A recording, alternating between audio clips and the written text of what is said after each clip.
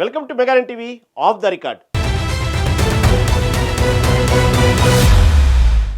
6 నెలలు సావాసం చేస్తే వారు వీరవుతారు, వీరు వారవుతారన్నట్టు నిన్నటిదాకా కాంగ్రెస్ మజ్లిస్ దోస్తీని చూసిన మనం ఇప్పుడు బీఆర్ఎస్ వ్యూహంలో కొత్త మలుపును చూడబోతున్నాం. గ్రేటర్ ఎన్నికల నగర ఇంకా మోగక ముందే భాగ్యనగర కోటాపై జెండా పాతేందుకు కేసీఆర్ సేన పక్కా స్కెచ్ వేస్తుంది. శత్రువుకు శత్రువు మిత్రుడన్న పాత సూత్రాన్ని పక్కన పెట్టి అసలైన శత్రువు ఎవరో తేల్చుకోవాలని చూస్తుంది. మరి హైదరాబాద్ పాలిటిక్స్లో మారిన సమీకరణాలేంటి? బీఆర్ఎస్ ఎందుకు బీజేపీని టార్గెట్ చేస్తోంది?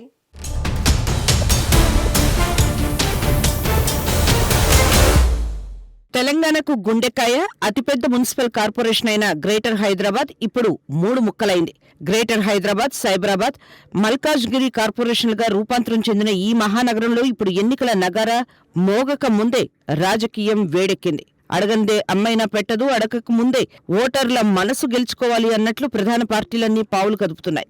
ఎలక్షన్ ఎప్పుడు జరుగుతుందన్న క్లారిటీ రాకముందే ఎవరి ప్లానింగ్లో వాళ్లు ఉన్నారు. ఇక రూరల్ తెలంగాణ కంటే హైదరాబాద్ చుట్టుపక్కలే తమకు ఎక్కువ అసెంబ్లీ సీట్లు రావడం, ఇటీవలి మున్సిపల్ ఎన్నికల్లో కూడా ఇక్కడే సత్తా చాటడం లాంటి కారణాలతో జీహెచ్ఎంసీ మీద బీఆర్ఎస్ స్పెషల్ ఫోకస్ పెడుతున్నట్లు సమాచారం.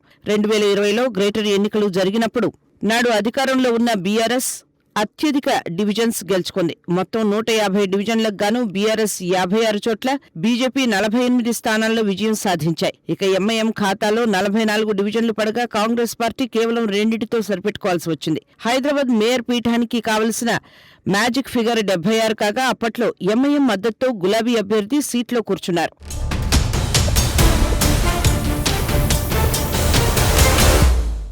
నిన్నటి మిత్రులు నేడు ప్రత్యర్థులు కావచ్చు, అప్పటిదాకా తిట్టుకున్నవారు ఇప్పుడు ఒకటి కావచ్చు. సరిగ్గా ఇదే సీన్ ఇప్పుడు తెలంగాణ పాలిటిక్స్ లో కనిపిస్తోంది. ముఖ్యంగా భాగ్యనగరం వేదికగా పొలిటికల్ మ్యాప్ పూర్తిగా మారిపోతోంది. నిన్నటి వరకు కాంగ్రెస్ ను ఢీకొచ్చిన బీఆర్ఎస్ ఇప్పుడు రూటు మార్చింది.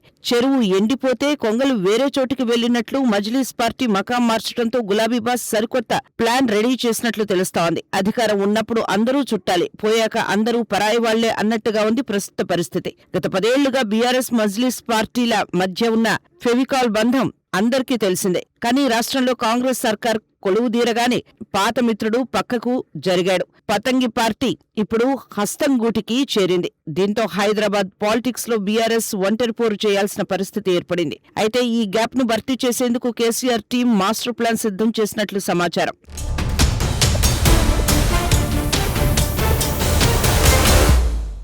హైదరాబాద్ కార్పొరేషన్ పరిధిలో గాని, అసెంబ్లీ స్థానాల్లో గాని బీజేపీ బలం పుంజుకుంటోంది. అటు కాంగ్రెస్ మజ్లిస్ దోస్తీని సాగ్గా చూపిస్తూ సెక్యులర్ ఓట్లను తన ఖాతాలో వేసుకోవాలని బీఆర్ఎస్ భావిస్తోంది. కాంగ్రెస్ ను టార్గెట్ చేస్తే కేవలం ప్రభుత్వ వ్యతిరేక ఓట్లు మాత్రమే వస్తాయి. అదే బీజేపీని టార్గెట్ చేస్తే మైనార్టీ ఓటర్లకు తామే అసలైన ప్రత్యామ్నాయమని సంకేతం వెళ్తుందని గులాబీ నేతలు లెక్కలు వేస్తున్నట్లు తెలుస్తోంది.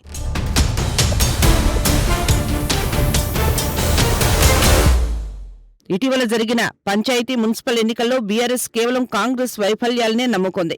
చెప్పినవి చేయలేదు, హామీలు నెరవేర్చలేదు అంటూ చేసిన ప్రచారం కొంతవరకు పనిచేసినా నగరంలో అది చాలదని అర్థమైంది. అందుకే ముళ్ళును ముళ్ళుతోనే తీయాలి అన్నట్టుగా బీజేపీ హిందుత్వ కార్డును, కాంగ్రెస్ మౌనాన్ని క్యాష్ చేసుకోవాలని చూస్తోంది.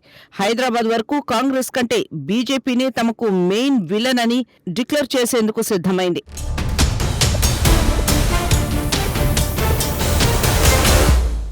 కానీ హైదరాబాద్ కు వచ్చేసరికి ఇక్కడి పరిస్థితులకు అనుగుణంగా రివర్స్ గేమ్ ఉంటుందని చెబుతున్నారు పార్టీ నాయకులు. గ్రామ స్థాయిలో కాషాయ దళానికి పట్టు అంతంత మాత్రమేనన్నది విస్తృత అభిప్రాయం. కానీ హైదరాబాద్ చుట్టుపక్కల ప్రభావం చూపగలుగుతుంది. అందుకే కమలాన్ని గట్టిగా టార్గెట్ చేస్తే ఎక్కువ సీట్లు గెలవగలుగుతామన్నది గులాబీ ప్లాన్. కేంద్రంలో అధికారంలో ఉన్న బీజేపీ వల్ల రాష్ట్రానికి ఎలాంటి సాయం అందలేదని, గతంలో గెలిచిన ఆ పార్టీ కార్పొరేటర్లు కూడా సొంతంగా చేసిన అభివృద్ధి ఏమీ లేదని ప్రచారం చేసుకుంటున్నట్టు సమాచారం.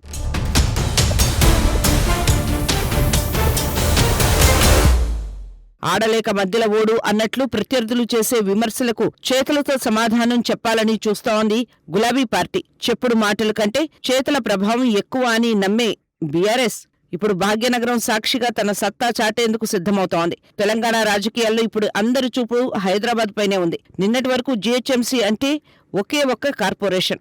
కానీ మారుతున్న కాలం, పెరుగుతున్న జనాభాకు అనుగుణంగా ప్రభుత్వం చేసిన విభజనతో ఇప్పుడు సీన్ మారిపోయింది. 150 సీట్లు ఉన్న చోట ఇప్పుడు 3 కార్పొరేషన్లు వెలిశాయి. అంటే డివిజన్ల సంఖ్య ఏకంగా 300కు చేరింది. పెట్ట కొంచెం కూత ఘనం అన్నట్టుగా ఉన్న పాత లెక్కలు పోయి ఇప్పుడు పెద్ద చెరువులో ఎక్కువ చేపలు పట్టినట్లుగా మెజార్టీ స్థానాలను కైవసం చేసుకోవడమే లక్ష్యంగా బీఆర్ఎస్ అడుగులు వేస్తోంది.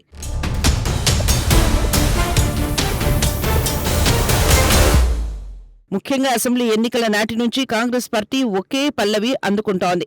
బీఆర్ఎస్, బీజేపీ ఒకటేనని, ఈ 2 పార్టీల మధ్య చీకటి ఒప్పందాలు ఉన్నాయని ప్రచారం చేస్తూ వస్తోంది. ఈ ప్రచారానికి బలం చేకూర్చేలా పార్టీ నుంచి సస్పెండ్ అయిన కవిత వంటి నేతలు కూడా వచ్చే ఎన్నికల్లో బీజేపీ, బీఆర్ఎస్ పొత్తు ఉండే అవకాశం ఉందని వ్యాఖ్యానించడం రాజకీయ వర్గాల్లో ప్రకంపనలు సృష్టించింది. కాంగ్రెస్ చేస్తున్న విమర్శలను ప్రజలు నమ్మకముందే ఆ చెడు ప్రచారానికి ఫుల్ స్టాప్ పెట్టాలని గులాబీ హైకమాండ్ భావిస్తోంది. త్వరలోనే జరగబోయే హైదరాబాద్ ఎన్నికలే ఇందుకు సరైన వేదిక అని బీఆర్ఎస్ అగ్రనేతలు భావిస్తున్నారు. ఇక్కడ బీజేపీతో కనీసం అవగాహన కూడా లేకుండా ఒంటరిగా పోరాడి భారీ స్థాయిలో సీట్లు గెలుచుకోవడం ద్వారా తమ స్వతంత్ర అస్తిత్వాన్ని నిరూపించుకోవాలని చూస్తున్నారు.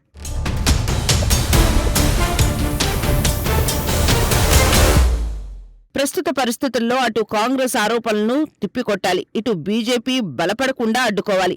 ఈ ద్వంద్వ సవాళ్లను ఎదుర్కోవాలంటే 300 డివిజన్లో కారు స్పీడు పెంచక తప్పదు. అందుకే కారు నేతలు ఇప్పుడు గ్రౌండ్ లెవెల్లో క్యాడర్ను సమాయత్తం చేస్తున్నారు. హైదరాబాద్ అభివృద్ధికి తాము చేసిన కృషిని ప్రజల్లోకి తీసుకెళ్తూనే ప్రత్యర్థుల కుమ్మక్కు రాజకీయాలను ఎండగట్టాలని భావిస్తున్నారు. హైదరాబాద్లో బీజేపీని ప్రధాన శత్రువుగా భావించి టార్గెట్ చేస్తే ఇటు తమకు ఎక్కువ సీట్లు రావడంతో పాటు అటు 2 పార్టీలు ఒకటేనన్న విమర్శల్ని ఏకకాలంలో తిప్పికొట్టవచ్చన్నది గులాబీ ప్లానింగ్. ఇలాగే ముందుకు వెళ్తే మరో 2.5 ఏళ్లలో జరిగే అసెంబ్లీ ఎన్నికల్లో కూడా ఉపయోగపడుతుందన్న లెక్కలు కూడా వేసుకుంటున్నట్లు తెలుస్తోంది. అధికారంలో ఉన్న కాంగ్రెస్ ను కూడా లైట్ తీసుకోకుండా దానితో పాటు నగరంలో బలంగా ఉన్న బీజేపీని టార్గెట్ చేస్తే సింగిల్ అటెంప్ట్లో బహుళ రాజకీయ ప్రయోజనాలు చేకూరుతాయన్నది కార్ పార్టీ పెద్దల ఆలోచనగా తెలుస్తోంది.